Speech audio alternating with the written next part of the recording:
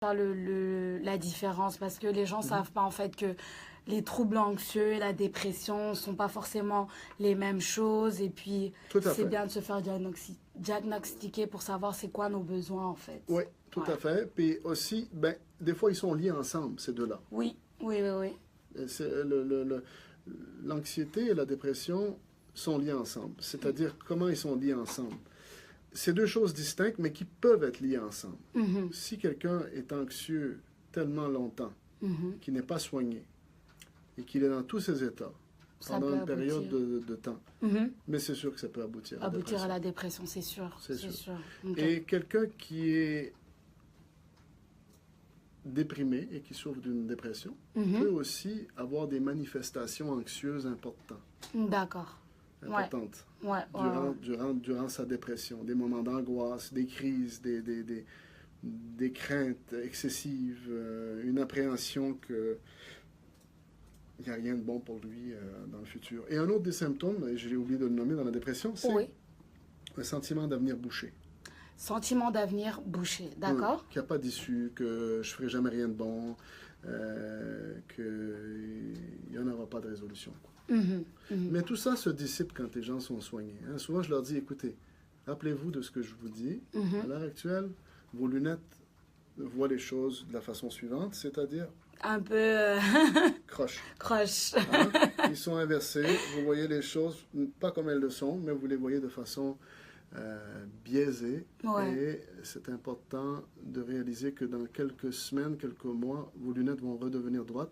Oui. Si vous me faites confiance, si vous faites confiance à la démarche, si vous vous faites confiance que cet état-là est un état temporaire. Mhm. Qu'est-ce qui peut causer la dépression? Ben, ça peut être un débalancement dans plusieurs dimensions de la vie de quelqu'un. Ouais. La vie sociale, la vie personnelle et la vie professionnelle. Ouais.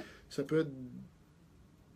Ben, on a tous ces sphères-là qui font en sorte qu'on reste en équilibre. Et le Tout à fait. but de notre vie de tous les jours, que ce soit notre collègue ici, que ce soit toi ou moi, Ouais. nous sommes toujours dans un travail actif à maintenir ces sphères-là de nos vies en équilibre.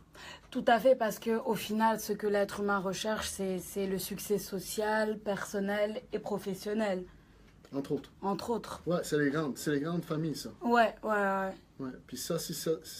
Et puis, ils sont jamais en parfaite harmonie. C'est-à-dire que C'est sûr. il y a des moments dans notre vie où le réseau social, it sucks. Ouais, Ça marche pas. ouais, ça arrive.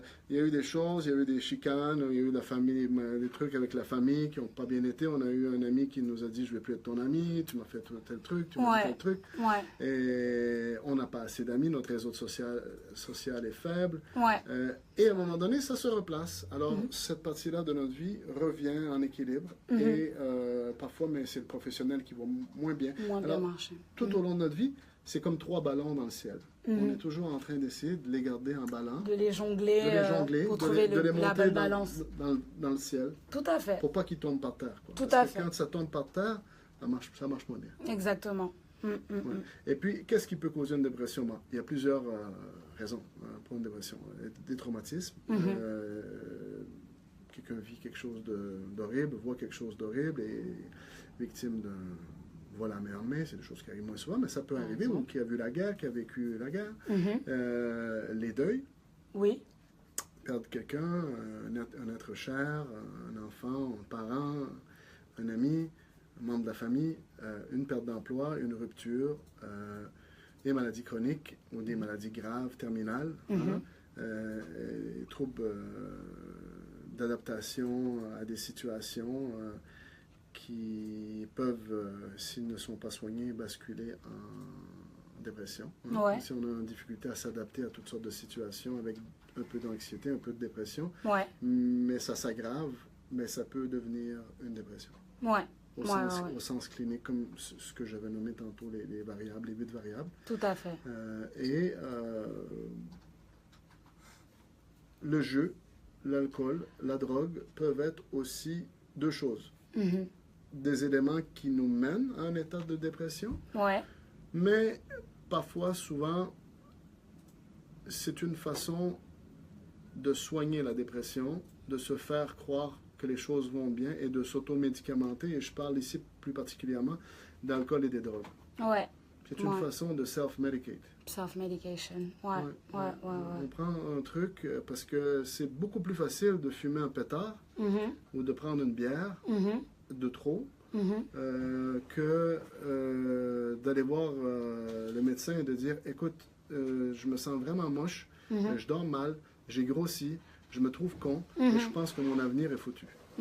C'est beaucoup plus facile en attendant que ça soit vraiment grave, de prendre un peu plus, que d'aller se mettre dans la vulnérabilité et de dire qu'est-ce qui se passe, il y a quelque chose de pas normal qui se passe chez moi. C'est sûr. Je me sens pas dans mon assiette. C'est un moyen aussi de fuir cette réalité parce que on essaye de fuir, en fait, de chasser toutes ces idées et on pense que la solution justement c'est de s'auto-médicamenter avec ce genre de choses, mais au final ça fait qu'empirer les choses, en fait. C'est vrai, c'est vrai.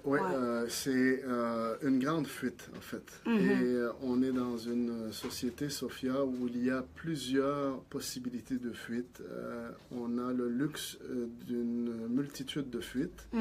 Et parfois, à travers toutes ces fuites-là, on peut se perdre on peut se perdre plusieurs fois avant de trouver le chemin de la guérison ou le chemin de quelque chose qui est plus salutaire pour nous. C'est vrai. D'accord.